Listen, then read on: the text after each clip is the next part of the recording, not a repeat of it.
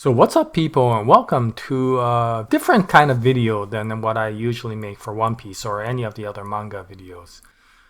This isn't really even about One Piece, although I will ask the question with regards to One Piece.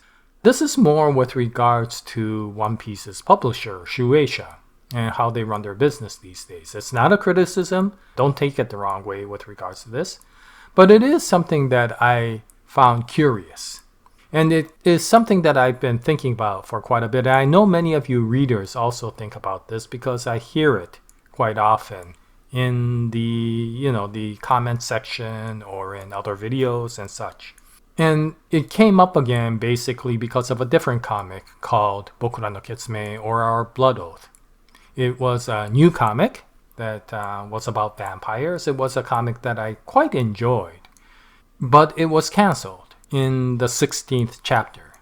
Yes, chapter 16. It didn't even get a chance to get to chapter 20. And looking at why it was axed, it was basically because it went down the rankings. That's the most obvious thing that I could see that made it receive a cancellation, was it went down the rankings. So then I started looking, okay, why is it going down in rank? And I looked at the comment section, and I looked at the content, and I realized that Kazukakuzu has a very unique way of writing his comic. Many of the comics that you see that are successful in Shueisha these days are ones that immediately catch the reader's attention. Right away, they see something overwhelmingly good, and they go off and say, this is fantastic, and start following the comic. Spy Family was that way.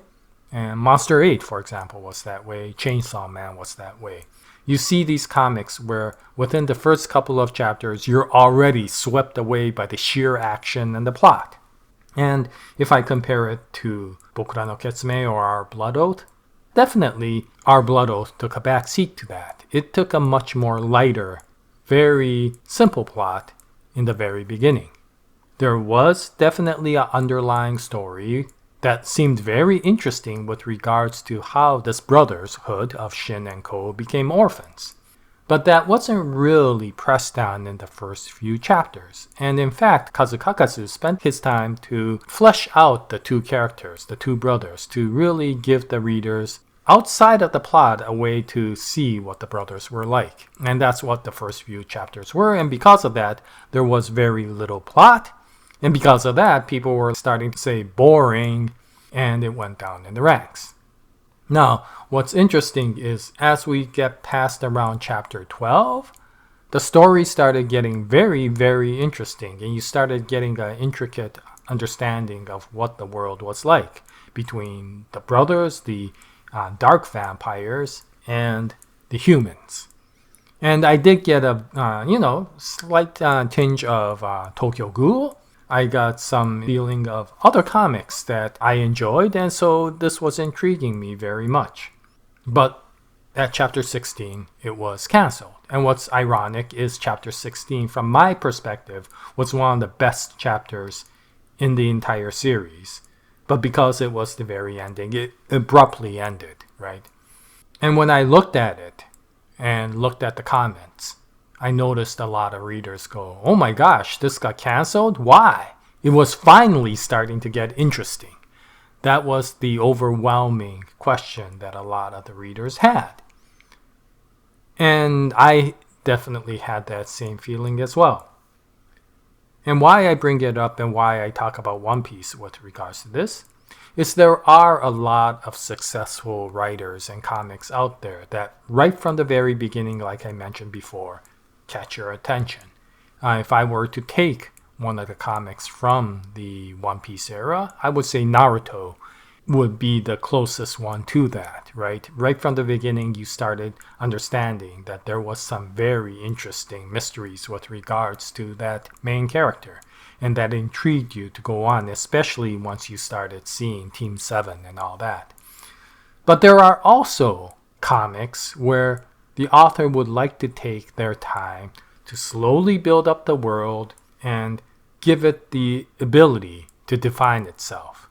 And by doing so, when the plot starts, you get a lot more complexity into the world because you spent so much time developing it right from the beginning. And of course, Eichiro Oda's work falls into that.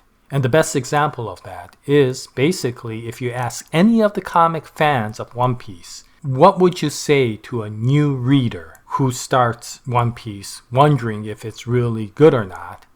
Many of the fans would answer, keep going, because it starts out slow, but oh my gosh, if you keep at it, whoa, will you be rewarded so well later on. And so I thought about it, going, okay, here is a comic that starts out slow.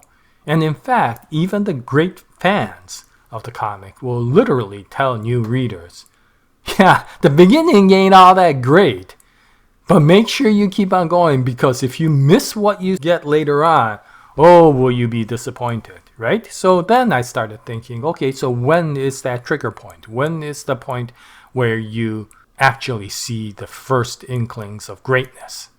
And for most of the readers, they will unanimously say, yes, the Arlong arc.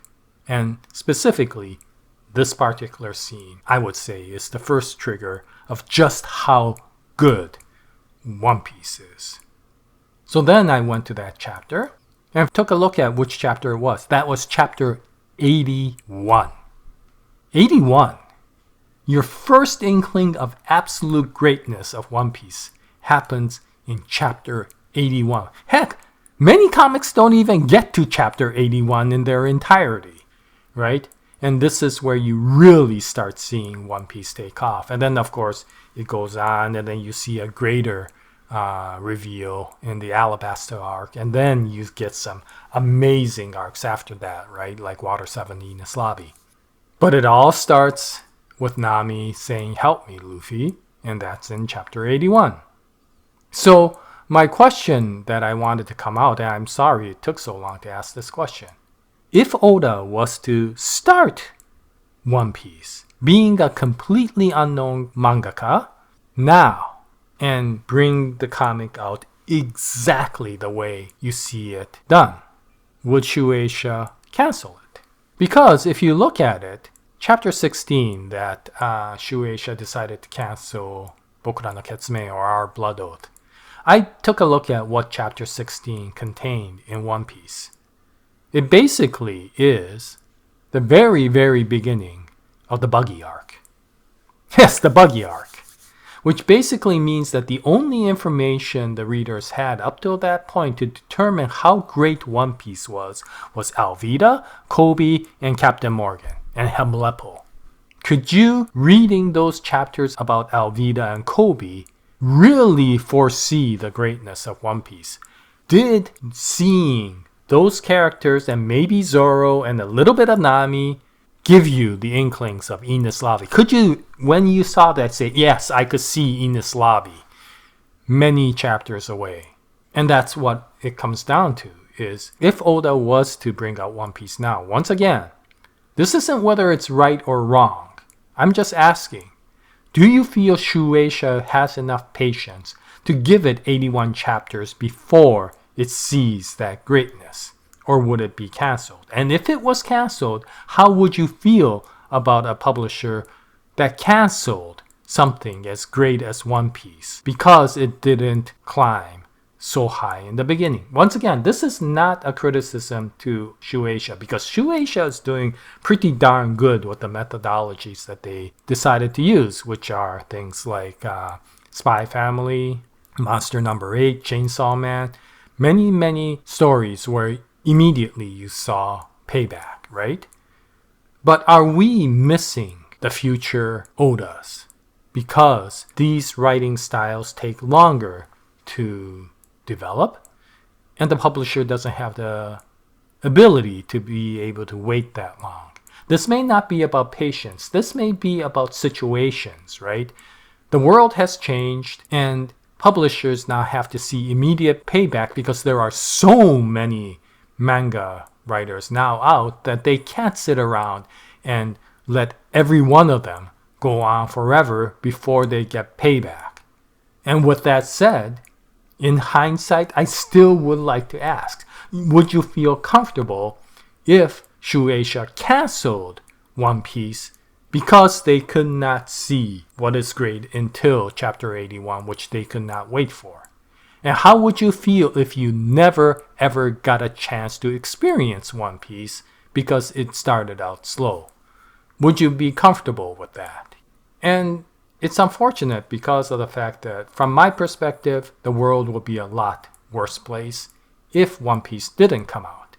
And yet, I still can't find a way of seeing how Oda can bring out the comic exactly the way he did to make One Piece and have the current Shueisha accept it. And even the current fandom accept it, because the fandom might immediately start saying boring to the first few chapters of the manga, and because of that, Shueisha takes note and cancels the manga. So it's basically a question rather than a statement, but it is a set of situations that I thought was very curious that brought out this question. We are seeing now a situation where mangakas immediately have to give payback to their readers, or else they are not giving a chance to grow their manga to the greatness that it could be. I don't know if Bokura no Ketsume would have been a great manga or not, but I did find it fascinating in many ways. It had a very unique brotherhood that the only other manga that I know of that had such a strong brotherhood is Full Metal Alchemist, and it had that same sort of vibe. It also had very much the vibes of Tokyo Ghoul, two very good mangas, and this one had the potential of that. Would it have become like Tokyo Ghoul? Would it have become like Full Metal Alchemist? I don't know, because we're not given a chance to find out. And maybe that's okay, because it is Shueisha's control. They determine what they want to do, and who am I to tell them what to do? But I do find it very concerning if Oda were to start his manga now, we would never ever get a chance to really enjoy the greatness that is One Piece, because it will get cancelled before it reached the Arlong arc. Anyway, that's about it for this video. And thank you very much for listening. I just wanted to make this video to ask that question, because I find it very curious that Shueisha really, really idolizes One Piece, and yet the methodology in which they're judging comics these days is a way that would potentially cancel One Piece if it came out right now. So yeah, anyway, that's about it. It's a very unusual video. I apologize for having you listen to it, but thank you very much for doing so. I'll make more One Piece videos in the future. I hope you join me at that time. And until then, yeah, enjoy a nice day, everyone.